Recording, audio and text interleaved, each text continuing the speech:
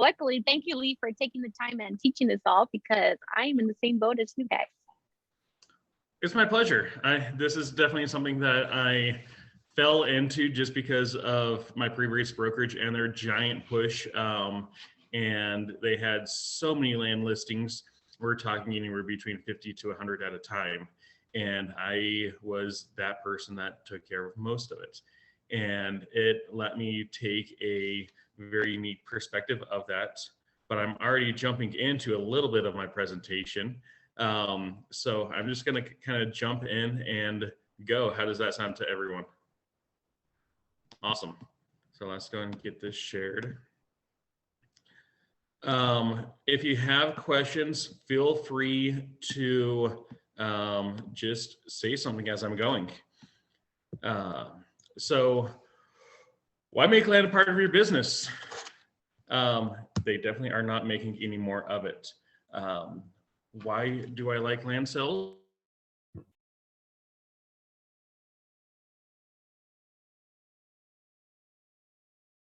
I think you're muted or glitched, I'm not sure. Yeah, Lee, you glitched on us. You're going to start over. Yes. At least you gave something to Take read. two. Pull out your prop. Take two. Is that Tony? Hold on, Lee. You got to go back. Take two. Take two. Was I frozen? Yeah. All The right. last we heard was Teddy Roosevelt's quote. They're not making any more of it. Is that Teddy Roosevelt though? I'm not sure. Is it? It is not. If you can figure out who it is by the end of the presentation, you'll get a gold star. Oh, I can Google it. I feel like that's cheating though.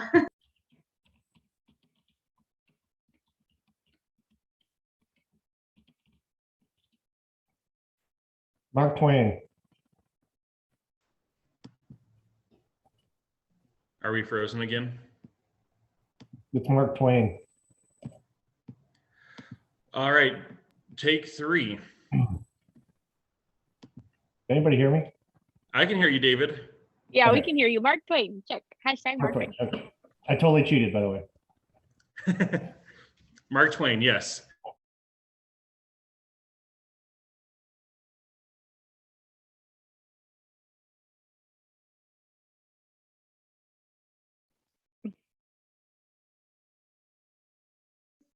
Uh-oh, Lee, you're cutting off. I think every time he starts the presentation, his voice cuts out. That's crazy. How about I just, can you guys hear me right now? Yes. Yep.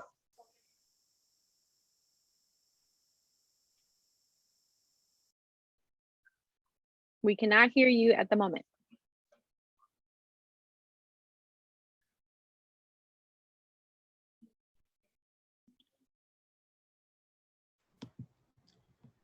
Hello, everyone. We can hear you now. You can hear me now. Mhm. All right. I don't know what is going on to cause us to have these issues.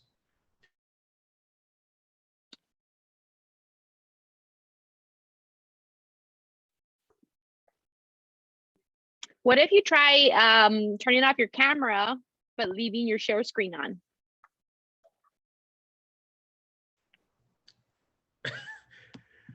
Yep, Brooke, we do feel like we're in a Verizon commercial. All right, one last time, can you hear me before I get running? Yes. All right.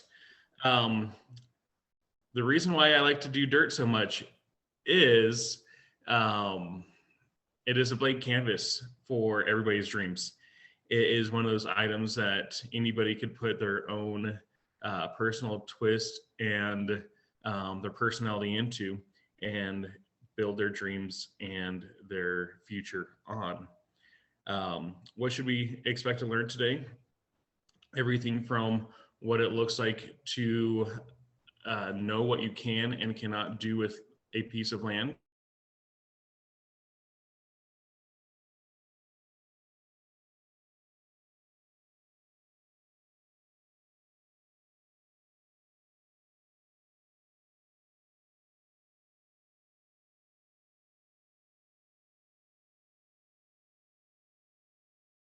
or to be able to use their assets in the best way possible.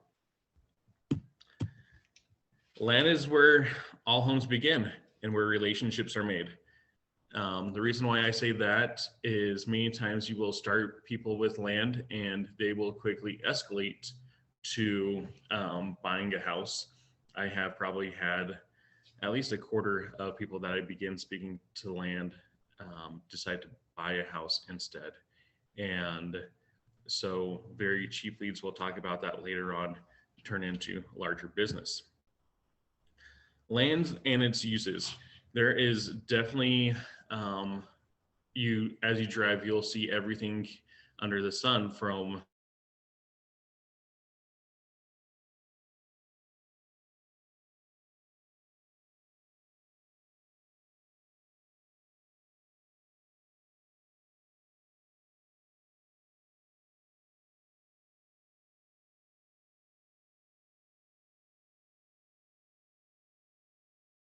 a little bit more.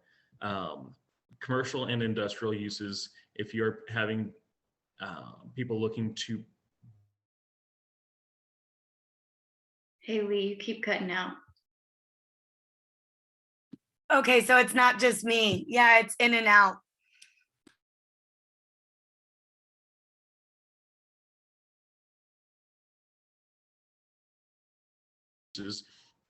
And you'll need to make sure that the piece of property falls into that resident or that commercial use. The same thing happens with residential properties. There are some properties that will only take a site-built home. And sometimes in that category, depending on the governing body, it will allow them to do a modular home. What is a modular home? It is much like a manufactured home in that it's built in a manufacturing facility, but it is actually taken apart and shipped in panels. Like, so each wall would be an individual panel. And then at the land, there's a concrete slab or a foundation that is created. And then it is all put together kind of like Legos.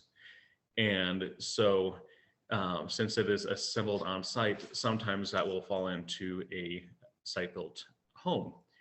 So that is something that you always want to check with your governing board or the CC&Rs or the HOA if that would be allowed. But so that's always a gray zone. In the same way, it could become a gray zone putting those onto homes that are manufactured or lots that are zoned for manufactured home.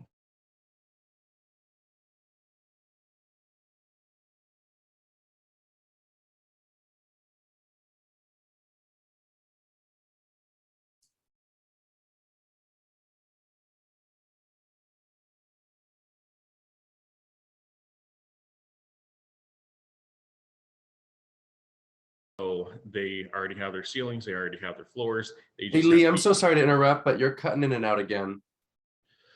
Okay, that is strange. I will jump back a little bit. Where Is did it you? possible to call in?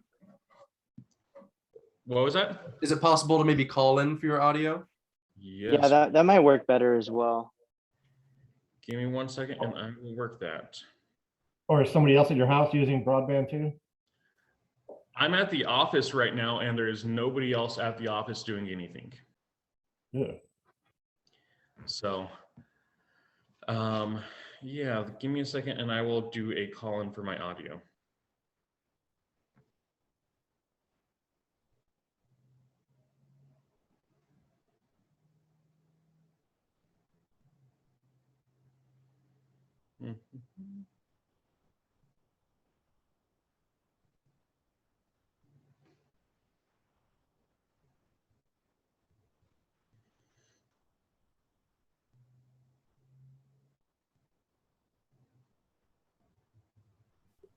Hey, also for anyone who just joined, we're having a little bit of some internet issue or some connection issues. So Lee's just moving his desk or moving around so we can get this party started. So anyone who just joined, welcome. Today, Lee, our success manager from Prescott, is going to be reviewing land. He's a land specialist, or the land guy, I call him.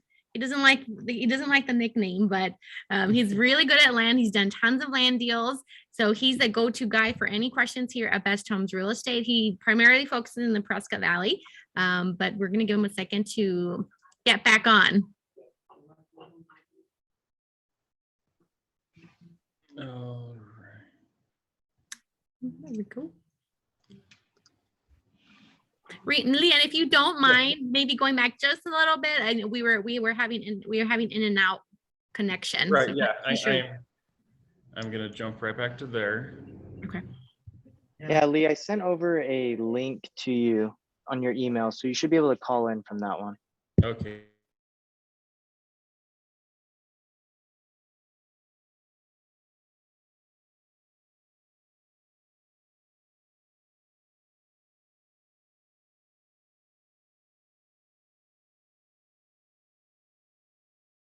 All righty.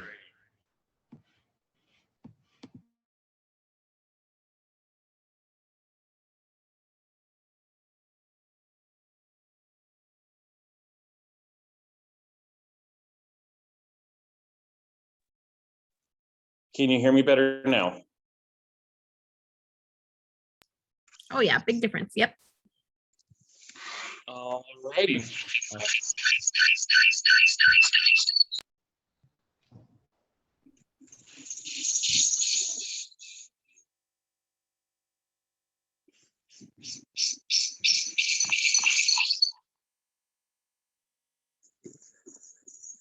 There we go. That should be a whole lot better. Yes, thank you. And so we continue. So with the land use, we have the site-built homes, which you can go with the manufactured or site-built, site-built only lots can sometimes accept a modular home, which is much like a it is much like a Lego set where it is manufactured in a facility and then it can be assembled at the property on a foundation. And then once it is there, they will do their finishing touches on it. That is something that you want to be able to have. It is some site-built only properties will allow it, some others will not. What your traditional site-built home will look like is either your brick or your construction using lumber by force. On the flip side of the modular home, there are manufactured homes, which more than everyone is familiar with on double wides and all, to where they are transported on trailers and then delivered to the home and just put the two sides together and calling it a day. With multifamily homes, they have their own zoning.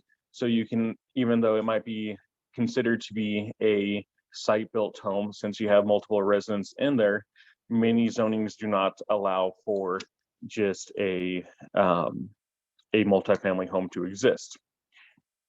You can see over here that we have a few different zoning call outs. These are from Yavapai County, but they will look very similar to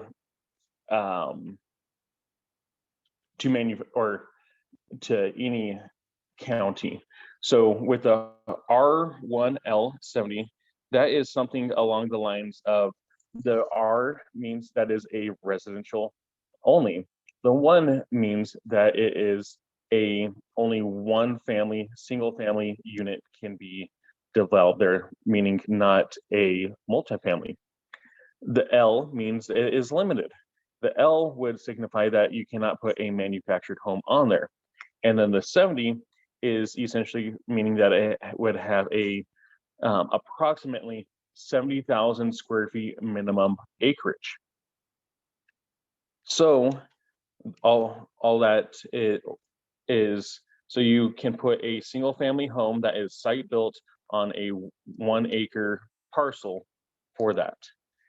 That's important. Say if it was 5 acres of land, you could subdivide that to 5 individual parcels, theoretically. as long as your CC&Rs dictate that. RCU2A. RCU2A is what we see a ton here in Yavapai County and more rural areas, to where you can do a site-built home, a manufactured home. Most of the time, it will be a 2-acre minimum, unless if your CC&Rs dictate otherwise. I have lived in areas to where it is a 1-acre minimum, yet it was still called RCU2A. You will see, I did not put it here, but for commercial uses, they will have C1, C2, C3. C1 is more of a light use. C3 would be heavy manufacturing, or that might be I1, which is a industrial use. RM, you might see RM1, which is residential multifamily, or sorry, RM2, which would be a duplex, or RM4, which would be a quadplex. Does anybody have any questions?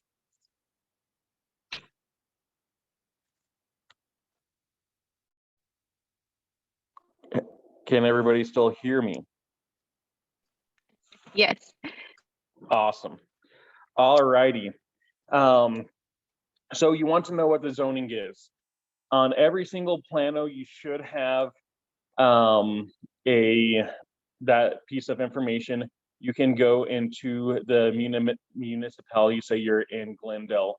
You could go into the Glendale section and find out what that is. You also need to be having the conversation with your sellers, or sorry, your buyers, as far as what they're looking to build. If they're looking to build a manufactured home, then you need to be very specific in your search on that. And going back to that RCU2A, some of those pieces of properties might preclude manufactured homes. So that's where you'd be wanting to go into the CC&Rs. You could contact Magnus Title, or your whatever title company that you prefer, and they should be able to get you that information pretty quickly on what the CC&Rs for that piece of land is. Your escrow and your due diligence time is always a very busy time for any type of transaction, whether it's a normal home or land. And so you want to know as much going into it as possible. Also, if they're looking to build a giant monstrosity of a house, like what we have here on the screen, this is actually floor designs for my personal house. And this is my personal land. But you can see I have essentially tried to fit in the most land, or the most house, into this little area of land. Right over here, you can see we are very close from this is what we'd call the setbacks, or the building envelope. This dotted line is where the places I can actually build is, as where this solid outside line is actually the property line. And the reason why they do that is they want properties to sit more in the middle of the property, or houses in the middle of the property, and be able to not encumber other people's enjoyment of their land. So this is what a setback would look like. Sometimes you'll see that they call for 25 feet from the front. This is a very unique situation, into where the front, the sides, or all the sides and all the rears are technically the same in how you try to dissect it. But we could say this would be the front, this could be a side, this could be a side, and these can be a back. And then what I argued was, well, I'm going to be entering the house this way. Wouldn't this be a back? That's just an example of what you can expect as you are looking to be helping your clients know what the setbacks and all those items are, and making sure that they can fit their dream house or their desired project into the building envelope. As you get into smaller properties, you might only have a 7-foot setback on each side. It always depends on the size of the land, how big they are. One of the other agents in here, they were having a 50 and 100-foot setback on different sides.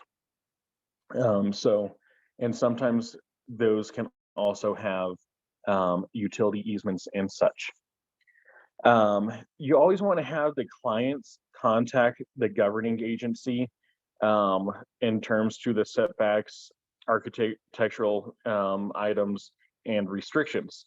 If you're building inside city limits, more than likely that will actually be the town that is governing it, say Glendale or Prescott Valley, Prescott. And they will have their own specific information for that specific property. Now, if you are just in county, a county island, you will be talking to the county themselves into the construction. And in those same conversations, I would definitely have the clients get that information so that they cannot come back at you. You always want to be the source of the source. Be wise enough to know what you know and what you do not know. As we were talking about educating yourself on the different municipalities, spend a couple hours educating yourself if you're going to be going between 2 and 3 different cities. Try to call and talk to their development services and ask a few of these questions that you see here in regards to what the different hookups are for their water district, their sewer district. Another thing, impact fees. Not a lot of people really have heard about impact fees, but they happen on every single construction build.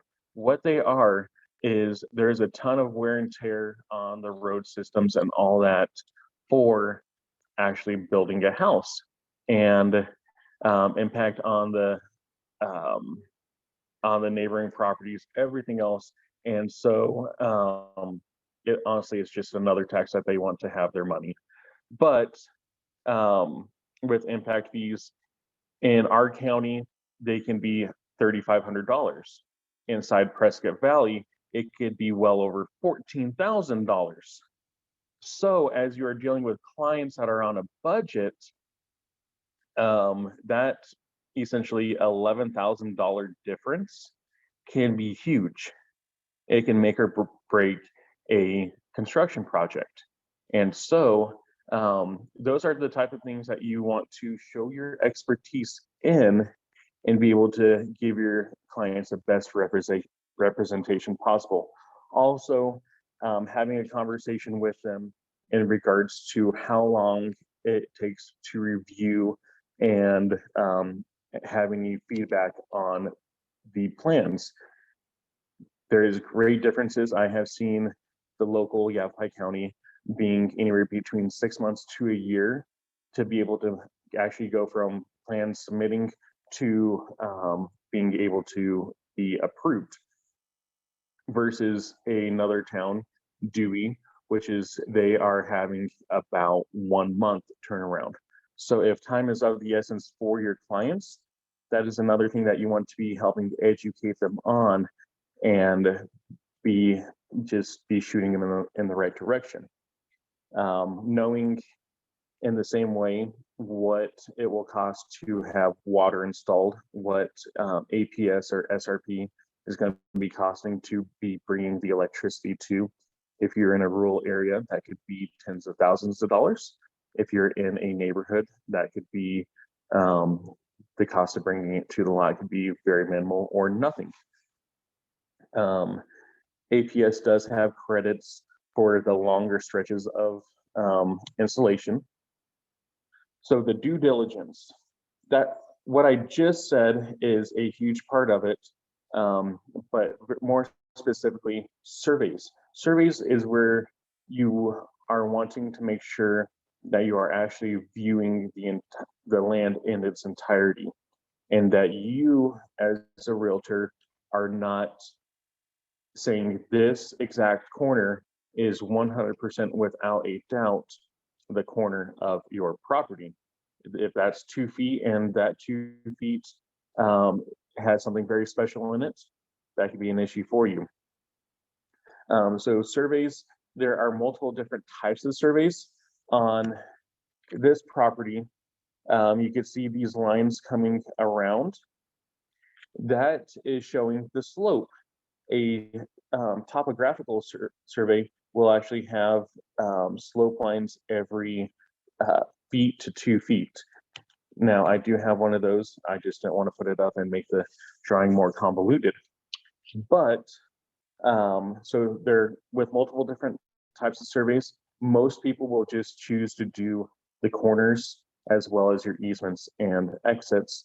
They normally run anywhere between $300 to $1,000, depending on the size of the property and who the vendor is. Perk test, which is a slang for percolation test. Percolation tests are used for your septic, in which they will dig down 3-4 holes and about 15 feet and see the content of the soil, and actually many times they'll pour in some water and to see how the water accepts that. Other points, they will just do a visual of it and tell you if you can use a conventional septic or if you're going to have to use an alternative septic. The reason why that is important, a conventional septic will run you in your about $8,000 to $10,000. A alternative septic requires a ton more maintenance, which can be anywhere between 6 months to a year, or it can be, and it will cost anywhere between $15,000 to $20,000. So twice as much and more maintenance versus your traditional septic system. Your soil analysis is a lot more detailed when it comes to the what they're doing with it. In the same way, they will go out and drill or dig up a few holes, and it will be anywhere between 10 to 15 feet deep, but they are actually taking those samples from different stages of that digging and taking it to the lab and testing that material. They're also on site using probes to test the density. This is to make sure that on that specific property that the engineering is done properly, so you're not dealing with cracked foundations and such. It's for the structure itself. And that occasionally you will have clients that are looking to rezone. I got to be a part of rezoning multiple parcels in the same transaction, and they were taking it from a light commercial to multifamily.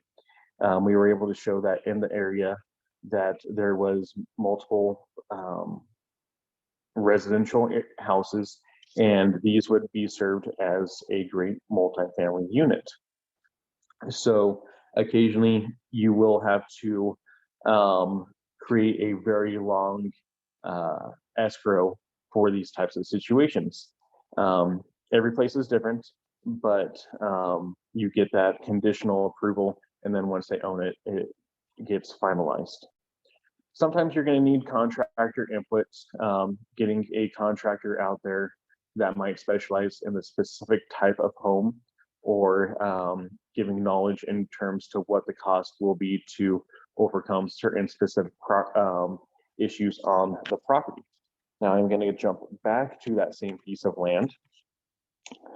Right here, from here to here, there is probably a 10-foot low point. And so if I was not a land specialist, I would have been getting an engineer or somebody out there to talk through my clients of what it would take to overcome building a retaining wall.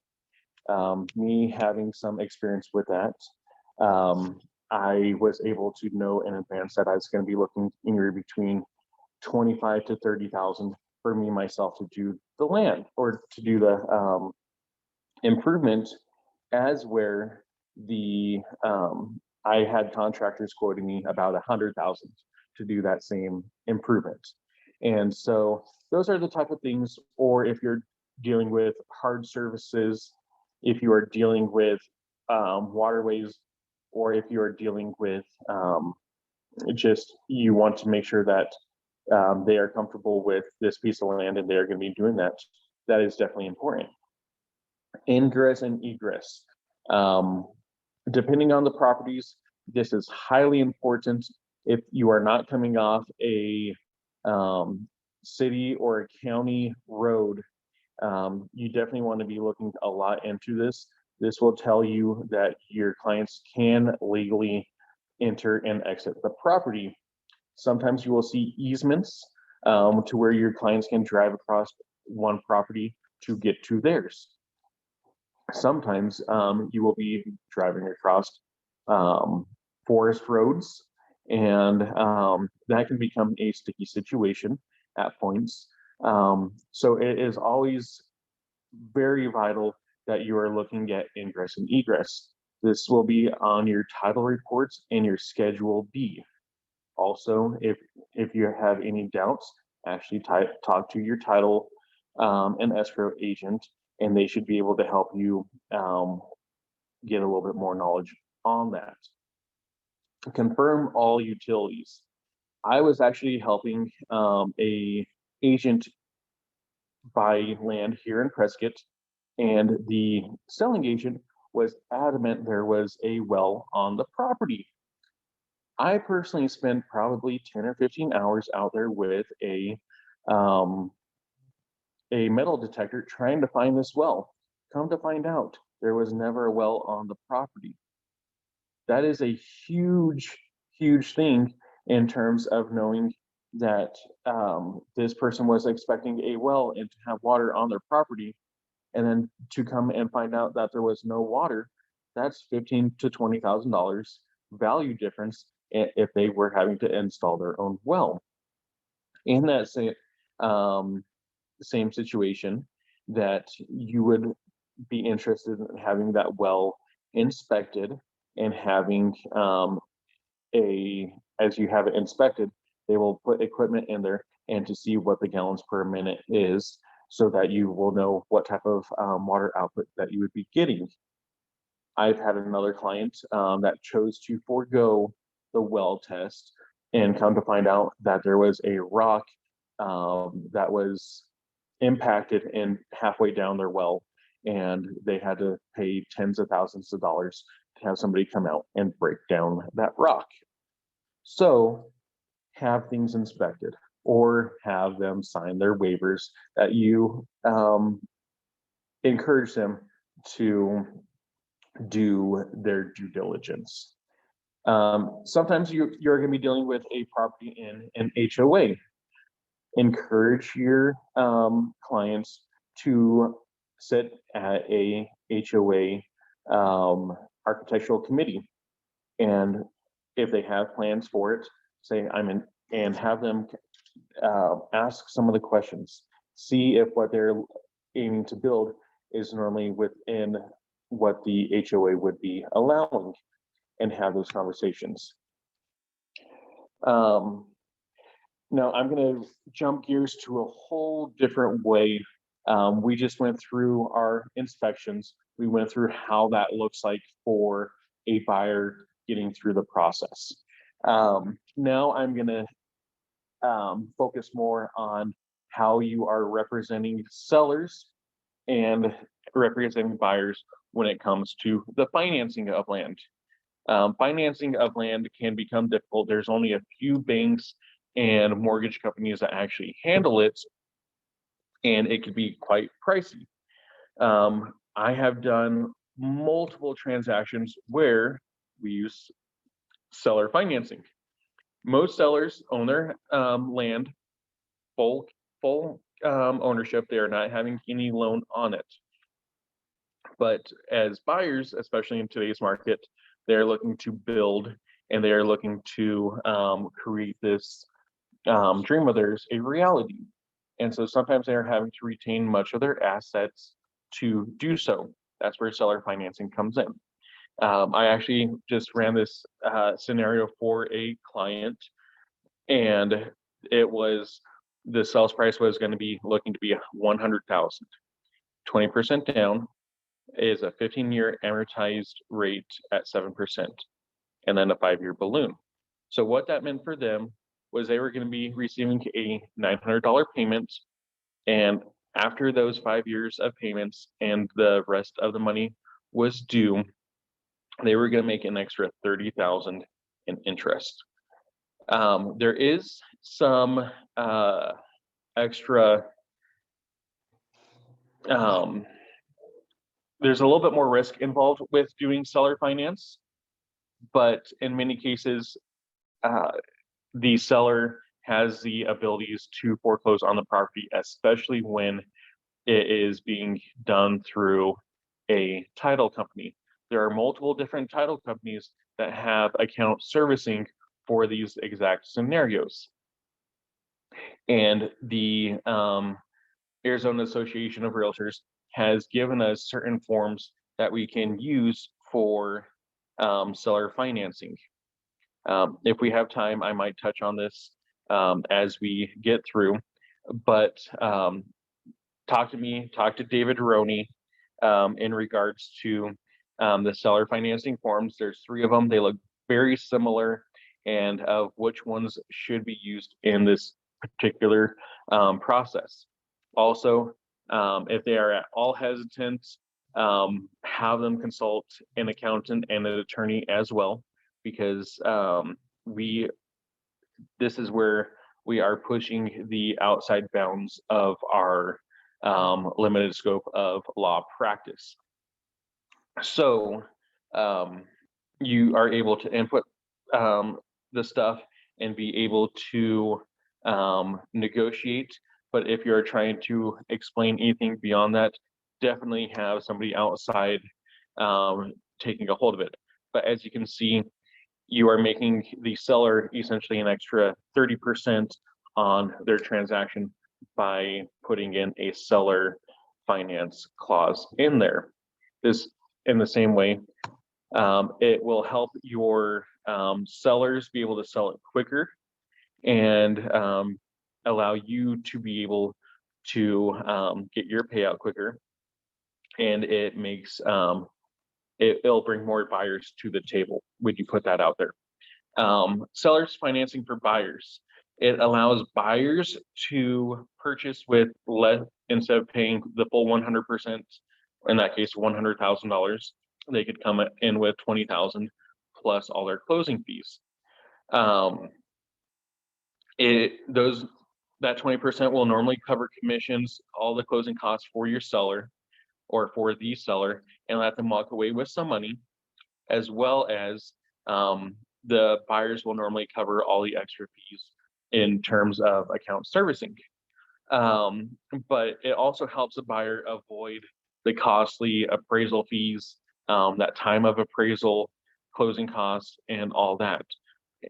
Also, there are many buyers that don't want to have the credit impact or have the purchase impact their credit as they're going through with that loan, which can affect them being able to get their construction loan in a few years.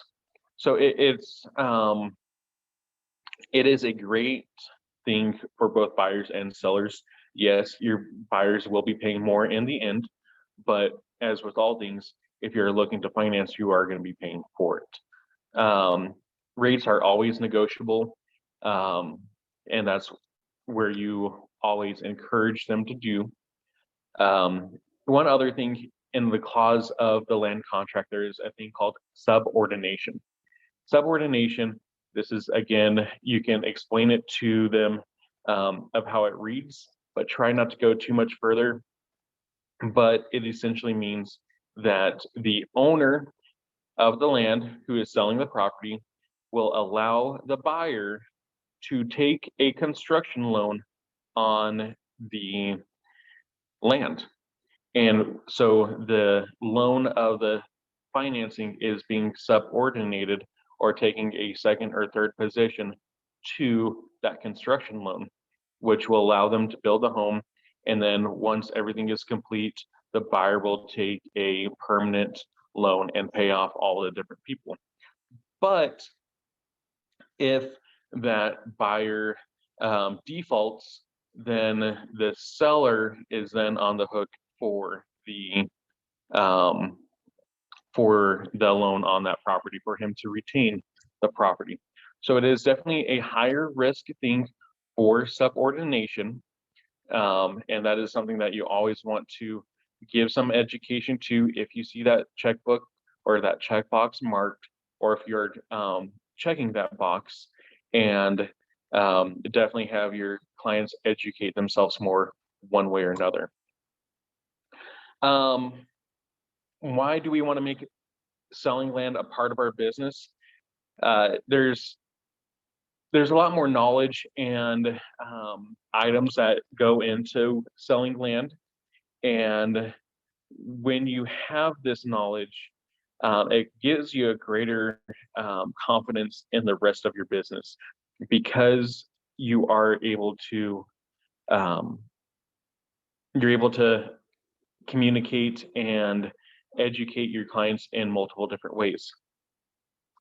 It is more of a niche with resale, and so therefore many agents don't want to actually do it because they are stepping outside of their expertise. And so they are more likely to do referrals. I catch referrals probably 1, 2, 3 times a month from agents across Arizona that are not familiar with doing land. And so therefore they will refer those or give their clients away for free because it's such a small referral.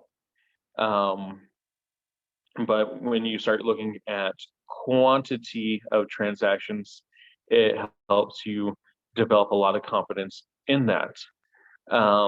Land traditionally sits longer on the market, so higher days on market versus residential. So as you have your signs out on these residential or these properties, you start to build more of your brand awareness, which we understand is one of the important parts of growing your business. Listings, you will have more people calling your signs or calling on your listing for this information versus those buyers going to other agents and then coming to yourself. It's probably, I have produced more clients on land listings than I have on residential listings. It's like having an open house that doesn't take up your Saturday mornings. With the knowledge gained from working land, you become more confident in other ways. Like I spoke about, if you are showing a cabin or showing a rural property, there's going to be many aspects of knowing property lines and setbacks and such, because your clients may be wanting to expand the property and make it more of their own. So you are able to give them some more information versus not. And this again makes you look more professional and lets you be a better asset to your clients. If you're like me and many others in the brokerage, you like to go out and play and that. So I love getting to go show my rural land, because it is not like I'm working. It's more like I'm getting to go enjoy a few hours in the forest. Most of the time, or many times, you'll be presented with transactions where those clients came to you and you are representing both the buyer and the seller. Definitely talk to David Roney in regards to your dual agencies. But if you have procured that piece of land and you have no interest in it, or procured that listing, you have no interest in it, most of the time you can handle that as a dual agency and just be that middle person and ultimately that becomes a more money in your pocket. Final thoughts, any questions? Yes, I'm just wondering if we drive up to your office, can I like shadow you and just see what you do on one of these transactions? Absolutely. I'm more than happy to have you walk with me as I'm doing a showing on vacant land and the technology that I use in regards to kind of showing the proximity of where a corner is and preparing in the front half of it of what those showings look like. And that can be another class in of itself. And potentially I'll have to just do a video diary or something of the sort for the agents in the future. Awesome. And even just like the transactional portion of everything, you know, like what you're describing throughout, I would love to just see you do that process as well. Right. And that's something I think as we kind of expand on the we're going to be doing a continuing class on land. And so the next time I believe once already I have jumped into the land contract, but I believe we're going to do that again, as well as the seller financing and some of the associated addendums that can go with it. Awesome. And do you have like a pre-printed, I guess, due diligence list? I did take a picture of your due diligence that you've got on there, but I'm just wondering, do you have like a list that you give to your clients or your teammates that are, you know, doing more land transactions? Every single property is special and unique. And so, no, I don't have a pre-printed due diligence for my clients, because it can actually come back and shoot you or get catch you, because if I presented just those list items and say there's land that is contaminated by arsenic from a smelter. I'm just using this as there's one little tiny community that's affected by it. So if I don't give them a recommendation to test that land for arsenic, and then 10 years down the road, they have some sort of health issue from the dirt that they've been breathing, I mean, that could potentially come back to bite me in the butt. So it's always a conversation of what inspections would you like to be having done? And then the conversation can evolve into that. If you're ever within a area that might be an issue, try to pull some of the information and have them sign it, so you're not having those problems. But that's I try to avoid having lists, even with home inspections. If you're not looking out for scorpions and it's infested, the neighborhood's infested with scorpions, that might be something that can catch you. So having preset list can not be an asset to you in many ways. Well, and I didn't mean for the client, just for like your agents that you're working with that are trying to get more into land. I could definitely develop a quick list, but it will definitely not be an exhaustive list of everything that can be done on a specific property. And something like that, you would just be able to pull that information from a public report, is that right? Like the arsenic situation? Some of it is a public report. Some of it actually comes from knowledge of the area. And so I've known multiple agents that have sold properties very close to a Superfund site that they deemed safe for public, but not safe for commercial use. Or in the same way that they were very close to a smelting plant in the past, and that smoke and the where the smoke settled had arsenic in it, and they had zero idea that they were doing such. And when I presented the signed releases, wanting to have the buyer sign it, they were shocked, and that caused transactions to go sideways. But in the ultimate, I'm protecting my license and I'm protecting my clients in that. So sometimes you have to dig into the area itself and know a little bit of the history to have that ultimate protection. Awesome. Thank you. You're welcome. Any other questions out there?